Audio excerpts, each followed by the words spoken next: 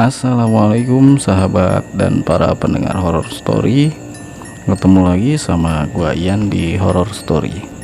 Pada kesempatan horror story kali ini, gua akan sedikit menceritakan sebuah cerita urban legend yang terjadi di tahun 90-an di kota Probolinggo. Sebelum kita mulai ke cerita, gue mau ingetin buat kalian semua yang belum like, belum komen, belum subscribe, belum share, ayo buruan like, komen, subscribe, dan share video ini sebanyak-banyaknya ke media sosial kalian. Dan buat yang udah like, komen, share, dan subscribe, gue ucapin terima kasih banyak atas dukungan kalian semua.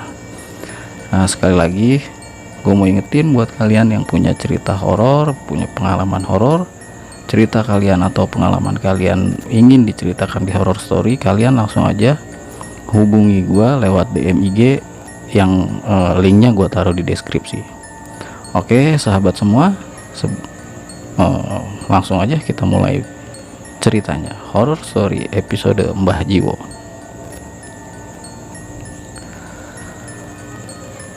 Pada tahun 90-an, tepatnya di tahun 92, di kota Probolinggo di desa Kandang Jatikulon itu ada seorang nenek yang bernama Mbah Jiwo atau dikenal oleh warga setempat itu Mbah Sujiwo.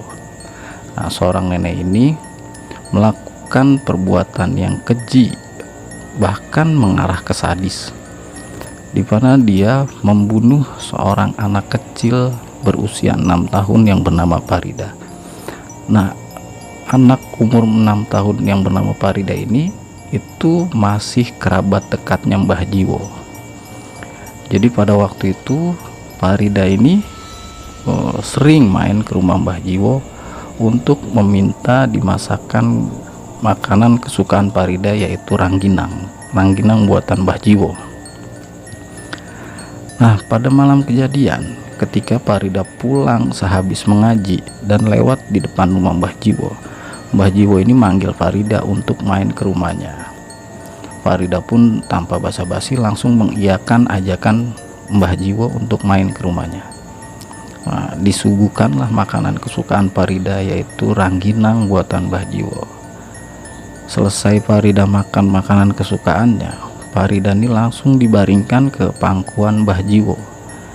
Dan tanpa banyak basa-basi, Mbah Jiwo langsung menusukkan pisau yang sudah disiapkannya dari tadi. Langsung pisau ini ditusukkan ke leher Farida. Di sela-sela menahan rasa sakit, Farida sempat berkata kepada Mbah Jiwo, "Ono opo to Mbah, kok Simbah tega ngelakuin seperti ini?" Namun Mbah Jiwo ini mendengarkan pembicaraan Farida, bukan malah kasihan, tapi malah menggorok leher anak kecil ini sampai anak kecil ini meninggal. Nggak sampai di situ, setelah dipastikan Farida meninggal, Mbah Jiwo pun langsung memutilasi tubuh si anak ini menjadi beberapa bagian untuk dimasak dan dijadikan gulai untuk santap malamnya bersama teman-teman gaibnya. Sekitar jam 9, kedua orang tua Farida ini mulai bingung karena anaknya ini belum pulang dari mengaji. Karena biasanya Farida itu pulang mengaji sampai di rumah itu sekitar jam setengah 8 malam, tapi ini jam 9 Farida belum pulang.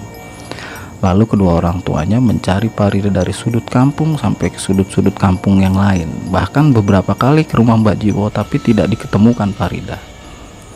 Nah, pas jam 12, ketika penduduk Kandang Jatikulon ini sedang bersiap-siap untuk istirahat, penduduk ini mendengar orang tua Farida memanggil-manggil nama Farida.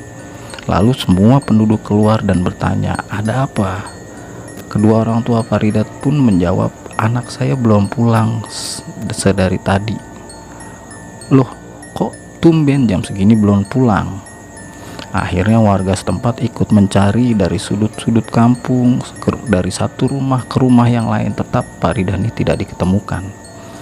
Dan pada akhirnya, ketika seorang lurah mencari Farida ke rumah Mbah Jiwo, tapi si lurah atau kepala desa ini mencari Faridanya ke rumah Mbah Jiwo nggak lewat pintu depan, masuk lewat pintu belakang yang langsung terhubung ke dapurnya Mbah Jiwo. Masuklah si kepala desa ini ke dapurnya Mbah Jiwo. Nah, si kepala desanya ngeliat nih, ada sendal anak kecil di dalam dapur rumah Mbah Jiwo. Nah, begitu si kepala desa sedang nyari, nggak sengaja kepala desa ini menyenggol salah satu panci yang ada di dapur, dan tutup panci ini terbuka. Kaget setengah mati si kepala desa melihat ke dalam panci. Kepala desa melihat ke dalam panci ada potongan tubuh anak kecil. Ketika kepala desa ini sedang kaget, tahu-tahu Mbah Jiwo muncul dan bertanya ke kepala desa, "Sedang apa kamu di dapurku?" Si kepala desa dengan terbata-bata bertanya, "Mbah, apakah Mbah melihat Parida?" Mbah Jiwo dengan santai menjawab, "Itu yang di dalam panci tubuh Parida." "Loh, kenapa tuh Mbah kok bisa kayak gini?"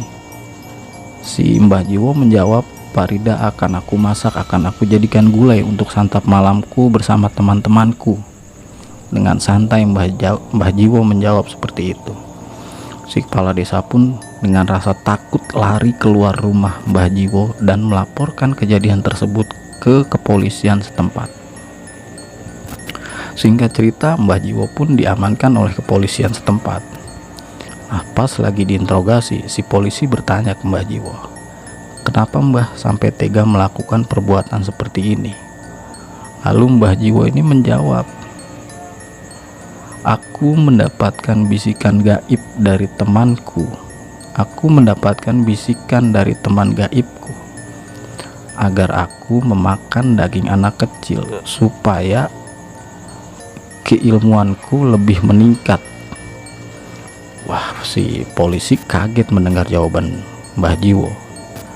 Langsung si polisi ini menarik kesimpulan bahwa Mbah Jiwo ini sudah terganggu mentalnya. Jadi sedikit mengulas ke masa lalunya Mbah Jiwo. Mbah Jiwo ini dulunya tinggal sama kakak kesayangannya. Nah, setelah kakak kesayangannya meninggal, Mbah Jiwo ini merasa sangat terpukul, sangat sedih, bahkan sampai kejiwaannya terganggu. Penduduk desa Kandang Jati Kulon pun sempat memasung Mbah Jiwo, tapi entah apa alasannya, pasungan Mbah Jiwo ini dilepaskan. Dan sampai terjadi hal yang tidak diinginkan seperti ini. Gimana sahabat? Gimana para pendengar horror story cerita kali ini tentang Mbah Jiwo?